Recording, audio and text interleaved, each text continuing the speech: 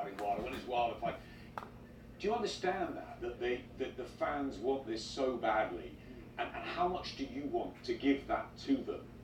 I want it just as bad as they do. That's why we've tried many times to make these fights happen. So what makes it happen? Because in times gone by, we had Bo Holyfield fighting each other 3 times. You had Tyson Holyfield a couple of times, Lennox Lewis a couple of times with Holyfield.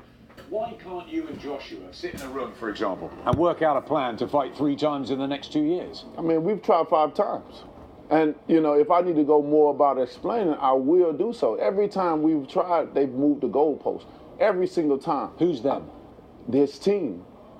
His team and moved the goalpost. I ain't gonna blame it on him. I'm gonna say his team.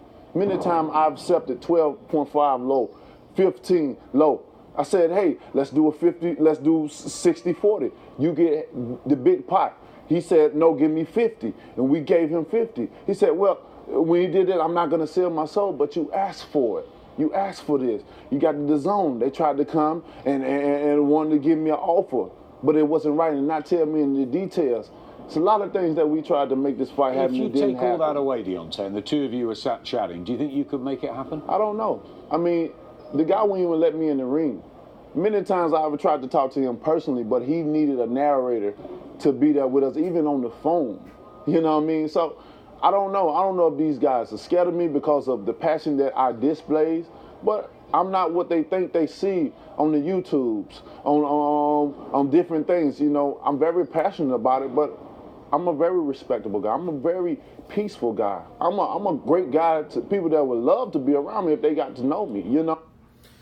What's up, fight fans? This is Kurt DeVille with Counterpunch Boxing News, and this is the latest interview of Deontay Wilder on Sky Sports. This was actually a few minutes ago, and Deontay Wilder was stating that, of course, we know that he said they tried 5 times.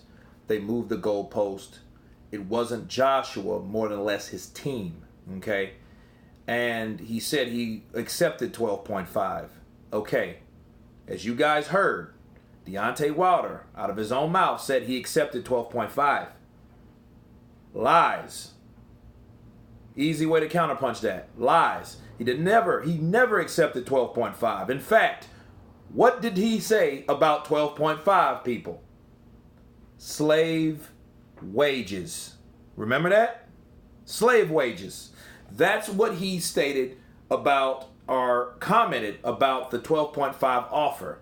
And that's the offer that was offered to him without anyone knowing. So that was a private offer. Now, what's interesting is he says that he tried to talk, he wouldn't even get in the ring with Anthony Joshua. And we know that story about him agreeing to come or wanting to come to the UK for, I believe, the Parker fight. No, or was it the Povectin fight? And yeah, it was the Povectin fight.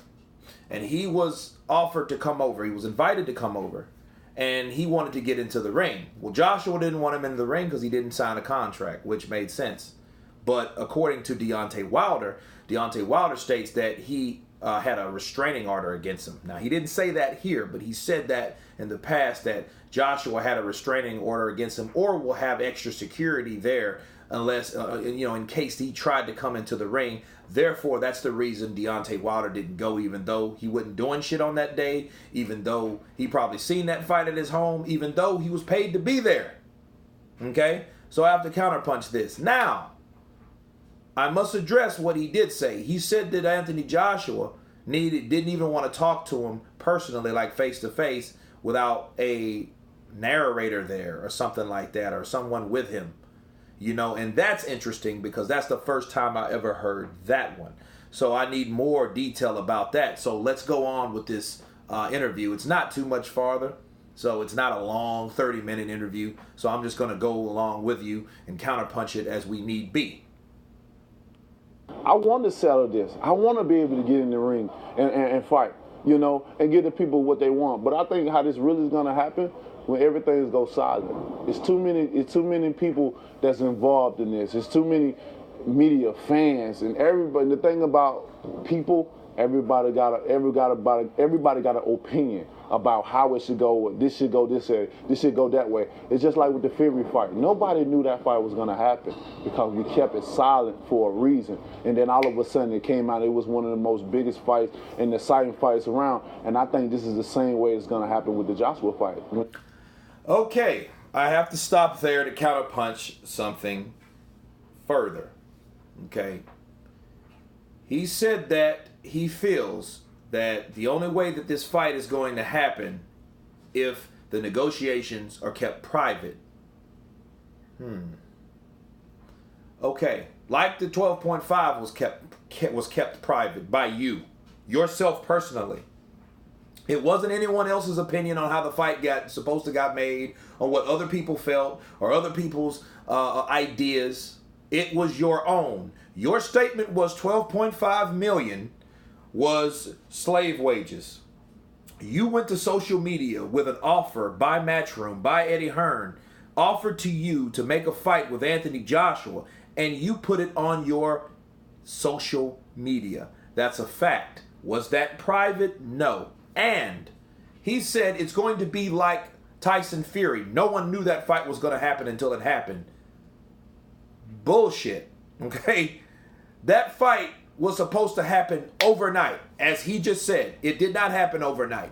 It took 6 weeks for that fight to happen. Now, supposedly, they talked about and lollygagged around about, and boasted, this fight's going to get done quick because these two guys actually want to fight each other. That's what happens when you got two guys that want to fight each other and they want to get in the ring, and the fight's going to be made this easy. It's going to take a week to make this fight lickety split. Boom. But did that happen? No. In fact, it was drawn out because I'm like, okay, week one, week two goes by. Week 3, then I'm thinking like, damn, what's taking so long for them to announce this fight? Week 4, then week 5. And then week 5, they were like, they need more time. Remember that? And then week 6, then it finally gets announced, finally, in 6 weeks of negotiations. Supposedly it's supposed to be very, very quick negotiations, but it took 6 weeks. So it wasn't super quick like he's stating. And it wasn't private either because we knew about it. We knew that Tyson Fury called out Deontay Wilder. Who the hell is going to shut Tyson Fury up? Who's going to shut him up? So how the hell he's supposed to keep that private like the Fury fight, and the Fury fight wasn't even private? It makes no sense. Okay? That's why I have to go along, narrate with this guy, counterpunch this guy, because this guy is not talking with true statements. Okay? This isn't true. Now, I don't know about the interpreter with Joshua because that's the first time I heard that. To be fair, I never heard that. But as far as this goes, we knew about the Tyson Fury fight. Tyson Fury called out Deontay Wilder. Deontay Wilder accepted, and Tyson Fury was a voluntary. He wasn't even a part of the WBC rankings. These are all facts, people. Okay? So he sits there and he forgets that, I guess, shit that happened throughout. And they say the zone made me an offer and I didn't accept because the terms wouldn't right. Dude, you know what I mean? He said, and also, mind you, he said, he even offered 60-40. I offered him 60-40. No, Deontay, you never offered 60-40. That was never the intention. What it was, Joshua takes the big part of the pot. That's what he said. But he did say with his own mouth, and I could give you the link of my man Bruce fucking Vane that stated, yeah, really, I think it should be 60-40 for him. Okay? It wasn't 60-40 for Joshua. Then he mentioned the 50 million and he said he didn't take it. But we already debunked that 10 hours ago. I just did a video about that to refresh and keep everybody up on the up and up. Okay? So I don't want to hear this shit about, I accepted this and they kept moving it. You know what I mean? The only thing he said he accepted was the 15 million. And then turn around and say he didn't accept it and his team lied with him. That's facts. Because this is all documented, people. This isn't just me talking how I feel or how I wanted these negotiations to go. I'm not that way. This is documented. This is what came out of his mouth. Now this other stuff is coming out of his mouth. Let's move on. And everybody comes together and we be able to sell it out that way, and then we make the announcement, and then it become exciting because people love surprises. I'm not a type of guy of surprises. I hate surprises, but most of the people in the world love surprises, and we can come out with a surprise. Say, hey, here it is. People will go crazy. In a perfect world, what happens Saturday night, and what happens next? You just have to be tuned in, or you're gonna have to be here in this arena to find out and see. And what happened next, man, you know how boxing is. One thing can be set in stone, and then next minute it can go another way. Look at a previous fight before where you had two fighters in the ring, and time the bell said ding, the other fighter jumped right on out. You know what I mean? This is a crazy sport, and it's up and down. It's like the weather; it changes all the time, and we don't know what happens. You know what I mean? It's so many different things that can happen because the heavyweight division is so lit, it's so excited, and it can go either way. So we're looking forward to seeing what's next. Hopefully it's a fight that people wants to see, one of the other two guys, and if not, then with patience, come time. And finally, will you share a ring with Anthony Joshua before you go from this sport? Most definitely. I would love to share a ring with Anthony Joshua before I end up retiring from this sport. I feel the fans deserve it. It'll be a shame if it doesn't happen, especially how far we have brought the division, especially the heavyweight division, how far. It was in a dark place. It was time no one knew who the heavyweight champion of the world were. Okay, now, let's backtrack. He stated that that's the only way it's going to get done is if it's kept in silence. Okay?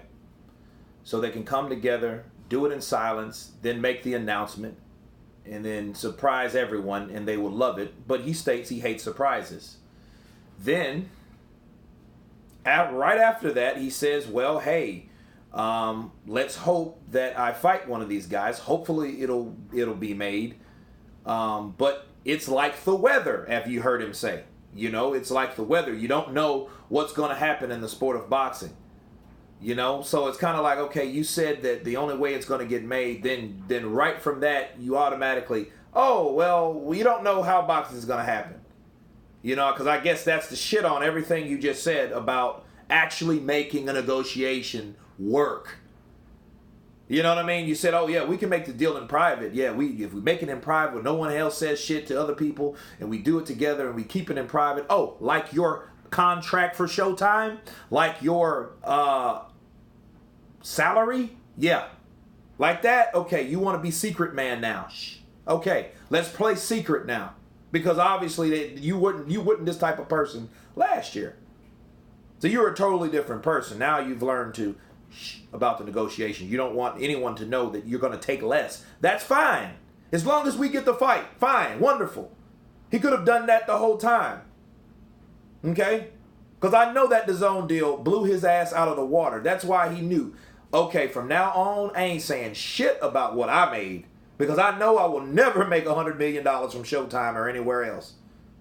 So let's keep what we make silence. You know what I mean? So, but anyhow,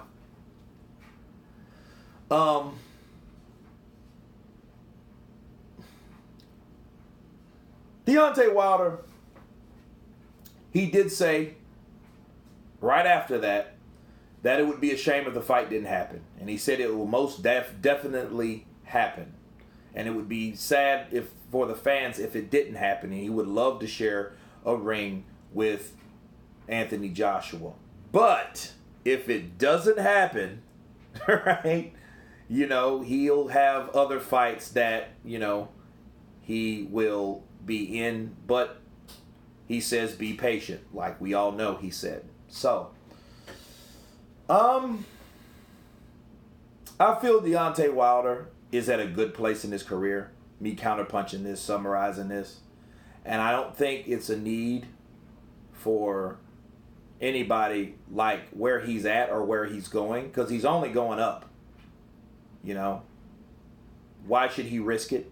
Honestly, you look at it at this point. Like, I know I get crunk, about, and I get hype about hearing stuff that makes no sense, that I got to counterpunch. And you just have to remember that Deontay Wilder wasn't that guy anyway. Like, the last thing that made me pause it was, he states that we have done and made the heavyweight division what it was. It wasn't him at all. He said that they didn't even know who the heavyweight champs were. Yeah, we knew who they were. We just didn't care who they were. No one looked at the heavyweight division no more because we knew who owned the heavyweight division. The Klitschkos. The Klitschkos were like the mafia of the heavyweight boxing. You know what I mean? They were like that of the heavyweight boxing division. They owned everything. Hey, you got to come through me. What do you want? What do you want from me? You know what I mean? Oh, you want a piece of this? Hey, Vitaly, go see this guy. Oh, you can't beat Vitaly. You can't beat me. Okay, you can't get a piece of the crown. So that's how they were. So he's saying, and he's trying to have partial credit that he was one of the reasons that the heavyweight division is alive. I would disagree, because Deontay Wilder was around a lot longer. He was an attraction to a certain extent on a lower scale, not up here. This is Klitschko, okay? This is where Joshua's at now because he beat Klitschko. Fury was here until he dropped out bottom. Now he came back up to revitalize himself, so he's back up here. Where Deontay Wilder is maybe here now, but he's not nowhere up here. But where he was a long time ago, 10 years, 8 years, is down here, people. Okay? That's where Deontay Wilder was. So for him to claim credit for what someone else has done is wrong. You know, you could say, a lot of people would argue me and say, oh, he is a part of it. He makes it exciting. Well, he talks a lot, but he's not bringing any action. He's fighting people that we don't really care for him to see. And remember, people, Tyson Fury was a substitute. Okay? I have to keep reiterating that. Everyone except Tyson Fury looked at himself as an underdog or a substitute. But we didn't want to see that fight first. We wanted to see Joshua versus Wilder. Facts. Right? Do I have to create a poll and say, what did we want to see primarily? Joshua Wilder or Wilder Fury? I think I'll do that anyway. You know what I mean? Just to clarify and to counterpunch things clearly. Okay? So, but for him saying, oh yeah, we didn't know it was in a dark place. Well, it was in a dark place when you were there. Because you've been here for 10 years. So you were a part of that darkness. And I'm not talking about skin color. I'm talking about recognition. There was no light in the heavyweight division, people. None at that time. Until about 3 years ago. And that wasn't when when Wilder knocked out or beat Stavern, because he didn't knock him out the first fight, and got the WBC. The WBC didn't mean much at that time. These are facts, people. Okay? And who had that belt before that? Vitaly Klitschko. Okay? Then Wilder wanted to fight for it. You see what I'm saying? So, no. I mean, yeah, it was dark because the Klitschkos owned it, but he can't claim recognition for that. I just had to counterpunch all this. I know this is a little lengthy, but as he's talking about privacy, okay, fine. I don't disagree with that. If these guys want to be private about negotiations, well, first of all, he needs to learn to shut the fuck up, as I think he's learned to do. You know what I mean? Because obviously, I don't think so. Because if someone offered you $100 million, which was public, mind you, you wanted to know what Anthony Joshua was making. I bet you if they would have found out what Anthony Joshua was making, they would have revealed that public. Well, how are they going to give him $250 million and they're only going to give me $100? Bullshit, I'm not going for it. That's a bullshit split. And Finkel knew. I want to know those numbers because I want to split. I want to see what the percentage split is. That's why he wanted that. And if you know they're talking about that type of money, everybody, Heyman, Finkel, Ludabella, JD's even, all these guys, even Mark Breland, they can all cash out at the end of the day on Deontay. Okay? That's what they wanted to do. So if they knew it was that big, they knew, okay, they're offering Deontay Wilder $100 million, then we know they're offering $250 to Joshua for a mega fight. That's Mayweather numbers, for Christ's sake. 250 or at least 200 or twice as much. You know what I mean? Or at least more. But that's the number I imagine if they're going to give that to Deontay Wilder. But it would kill him to know that he is that much better popularity and have that much more star power. It kills Deontay Wilder to know that. But it's true. So he didn't want to take that fight because he knew I would be taking less money. But him here on this, he's complaining about what I accepted, the 12 point. He never accepted the 12.5. So don't fall for that. People, please watch this video because this is bullshit. He's lying on this video. I'll leave the link below. Let you guys check it out. Again, it's like about 10 minutes long. You know, then he, of course, last week he was saying I won't even do it for 50-50. So we don't really, how are we supposed to believe what Deontay says from day to day? And this interview was today. I know people's entitled to claim to change their mind, but come on now. You just said last week, hey, 50-50, I don't even know because we got other shit going. If Joshua did that, get him out. He's scared. Because if he made if he was flip-flopping like this, and by the way, he said he's a Libra. Both of these guys are Libras. Counterpunch. You know? So apparently by the astronomy or astrology or whatever, however that goes, they supposed to think alike. So, you know, but anyway, you guys tell me what you think about this. I'm going to wrap that up because it seems like as of today, to this day, he says he wants to keep it private. You guys tell me what you think. Of course, please subscribe. You guys been counterpunched. Peace.